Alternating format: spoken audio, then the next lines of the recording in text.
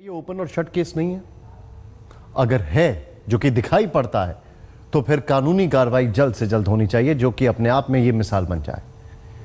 दिल्ली में एक बार फिर गैंग वॉर की गूंज सुनाई दी है। दिल्ली में, देश की राजधानी कैपिटल, सरेआम एक शख्स को गोलियों से भून दिया गया। दिल्ली में आए दिन सड़क पर खून खराबा हो रहा है। 20 दिनों में 4 कत्ल कानून व्यवस्था पर बड़ा सवाल खड़ा कर रहे हैं।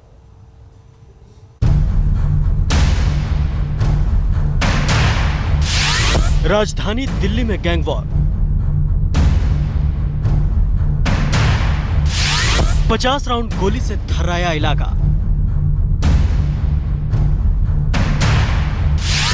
20 दिन में 4 लोगों का कत्ल। सोमवार की रात दिल्ली का छावला इलाका गोलियों की आवाज से चौंक उठा, और इससे पहले कोई कुछ समझ पाता, एक घर से उठती चीख ने पूरे गांव की नींद उड़ा दी।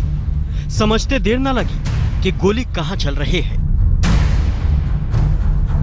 11 जनवरी की रात कार में सवार 4 बदमाशों ने 45 साल के विनोद को गोलियां मारी, और फिर कुछ दूरी पर एक प्लॉट में काम कर रहे उसके 19 साल के बेटे कमल का कत्ल कर दिया। वारदात के बाद इतना खौफ है कि गांव में कोई बोलने को तैयार नहीं है।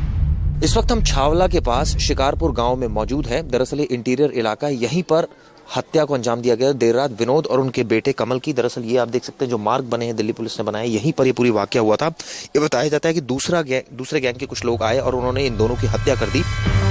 इस हत्याकांड के पीछे इलाके में वर्चस्व की लड़ाई है। 20 दिन में 4 लोगों की हत्या इसी खूनी खेल की एक किश्त है। पुलिस सूत्रों के मुताबिक नफे सिंह और सुनील गुट की आपसी रंजिश है।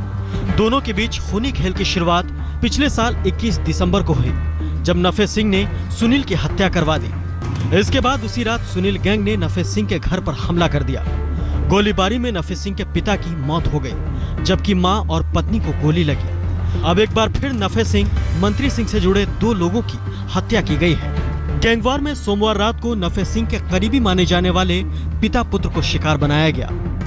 इंफॉर्मेशन हम लोगों के पास है जो कौन लोग इसके पीछे हैं, और we are following them up, और बहुत जल्दी ही उन्हें पकड़ निकालेंगे। वर्चस्व और नाक की लड़ाई में अब तक 4 लोगों की जान चली गई। सवाल गंभीर इसलिए भी है कि राजधानी दिल्ली के बाहरी इलाके में गैंगवार हो और पुलिस तमाशबीन बनी रहे, और बेखौफ अपराधी जब जिसे चाहे अपना शिकार बना ले।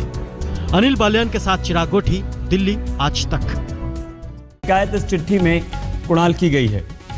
देखिए, चेतन सांघी के बारे में अगर हम बताएं तो डीडीसीए की जो जांच हुई थी, दिल्ली सरकार ने जो जांच करवाई थी, उसके चेयरमैन थे उस समिति के, और बहुत खास माने जा